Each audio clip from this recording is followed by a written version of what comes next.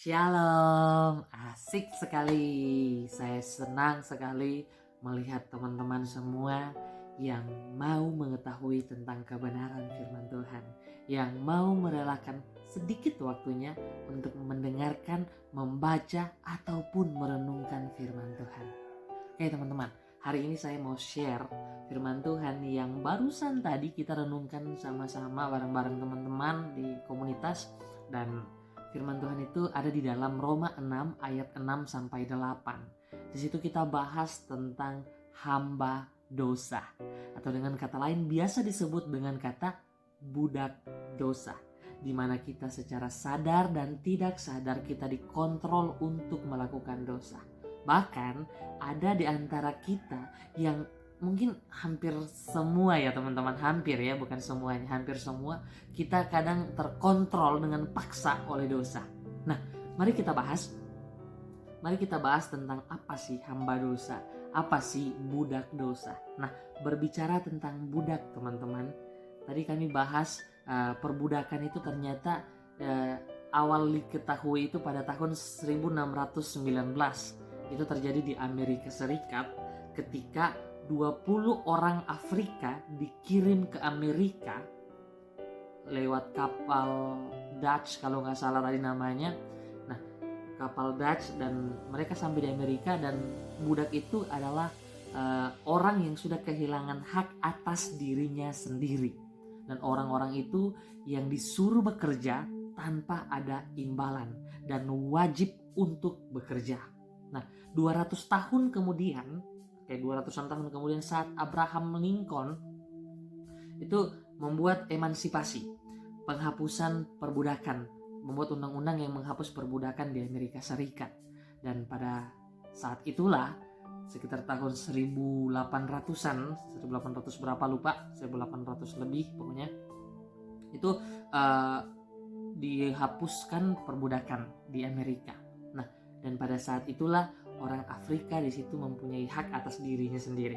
Mungkin begitu kurang lebih, kalau tidak salah, mohon maaf kalau salah dalam penyebutan nama atau apa, tapi kurang lebih seperti itu yang saya tangkap tadi. Nah, kemudian teman-teman, hal yang penting di sini bahwa coba teman-teman bayangkan ketika teman-teman mendengar bahwa dulu pernah ada perbudakan, dan setelah Abraham Lincoln membuat emansipasi untuk menghapus perbudakan, pasti kita merasakan, kita senang, kita bahagia. Karena kenapa? Karena kita melihat orang sudah tidak menjadi budak lagi. Berarti orang sudah memiliki hak atas dirinya sendiri. Orang sudah bebas menggunakan jalan, mungkin orang sudah bebas bersekolah, orang sudah bebas untuk menikmati fasilitas umum dan lain sebagainya. Tentu kita punya rasa, luar biasa, Abraham Lincoln hebat, dia dapat membela kaum-kaum yang menjadi budak pada saat itu. Nah, teman-teman, mari kita lihat dengan kekristenan kita. Berbicara tadi kembali ke topik pada dosa. Dosa, kita kadangkala di dalam Roma 6 ada disebutkan, Roma 6 ayat 6 ada disebutkan bahwa kita menjadi hamba dosa dulunya, sebelum kita kenal akan kebenaran dalam Yesus Kristus. Oke. Teman-teman, jadi yang saya maksud di sini, secara sadar dan tidak sadar, kadang kita itu menghambakan diri pada dosa. Kadang kita dikontrol oleh dosa. Kadang kita secara sadar dan tidak sadar kita melakukan dosa. Bahkan ada yang namanya dosa turunan, di mana dosa itu turun-temurun sampai kepada kita saat ini, generasi kita saat ini. Contohnya apa? Gosip, di mana kita terbiasa untuk melihat segala sesuatu atau menyampaikan segala sesuatu dari sudut pandang negatif. Kita peka sekali menilai keburukan orang lain. Kita peka sekali melihat selumbar di mata orang lain. Nah, itu contoh-contoh yang pertama. Contoh yang kedua, menjelang Natal. Nah, apalagi di daerah, biasanya ketika kita Natal, kita menyambut Sang Juru Selamat, Sang Penebus dosa. Di saat yang sama, kita juga melakukan dosa. Bahkan kita nikmat sekali hidup di dalam dosa. Oke?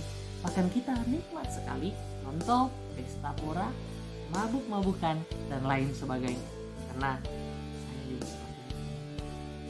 Saya hidup seperti itu, di lingkungan yang seperti itu, dan saya pun menghidupi itu. Puji Tuhan, karunia mengambil kepunyaannya. Tuhan mengambil diriku untuk disadarkan bahwa karya kedatangan kelahiran Tuhan Yesus itu adalah karya penebusan kita. Itu adalah karya juru selamat bagi kita. Itu adalah karya membebaskan kita dari perbudakan dosa. Masa kita sambutnya dengan membuat dosa? Nah, itu kurang lebih seperti itu. Pada hari ini saya ingin sampaikan kepada kalian semua yang menonton, marilah kita putuskan rantai dosa itu. Marilah kita putuskan dosa-dosa turunan. Itu tadi sebagian kecil dari contoh yang saya alami ya teman-teman. Bukan yang orang lain alami, tapi contoh yang saya alami. Dan mari kita renungkan bersama-sama, apa sih dosa favoritmu saat ini yang mengikatmu sampai yang kayaknya kamu pengen lepas tapi jatuh lagi, pengen lepas jatuh lagi. Karena memang dosa kelihatannya menarik, tapi sebenarnya dia hanya memuncul atau memicu rasa sakit dan kekecewaan. Dan semakin kita kejar, maka semakin jauh kita dari rasa puas. Percayalah teman-teman, rasa syukur, sukacita, damai, sejahtera itu hanya ada di dalam Tuhan, tidak ada di dalam yang lain. Oke, mungkin saja sekarang kamu menikmati dosa-dosa itu. Mungkin sekarang saja kamu menikmati setiap dosa yang kamu lakukan. Sadar nggak, kamu sementara jadi budak dosa. Kamu mau nggak mau kamu harus lakukan itu. Kalau nggak, kamu stres. Contoh lain apa? Rokok. Contoh lain apa? Narkoba, ganja, dan lain sebagainya. Sabu, oke? Banyak hal yang mengikat. Yang kalau kita nggak pakai, kita nggak pede, kita nggak pakai, kita jadi ketagihan, kita nggak pakai, kita jadi nggak bisa ngapa-ngapain. Itu yang saya bilang mengikat. Hari ini juga kita sadari bahwa Tuhan telah memutuskan rantai itu pada kita semua. Tuhan telah menyelamatkan kita dan menebus dosa kita. Tuhan tidak mengingat-ingat kembali dosamu, tapi apa yang Tuhan lakukan untukmu, apa yang Tuhan lakukan untuk hidupmu, itu semua untukmu nanti kesana. Oke? Itu semua untuk keselamatanmu nanti, keselamatan yang kekal. Makanya saat ini mari kita berjuang, mari kita putus rantai itu, mari kita renungkan firman Tuhan ini, kita selamatkan generasi kita saat ini dan generasi di bawah kita. Karena kalau bukan kita yang mulai, siapa lagi? Kalau bukan sekarang waktunya, kapan lagi? Oke teman-teman, banyak hal yang menegur kita masalah waktu. Tiba-tiba semua terjadi secara tiba-tiba. Maka bersyukurlah ketika kamu saat ini masih punya kesempatan. Yuk sama-sama kita doa.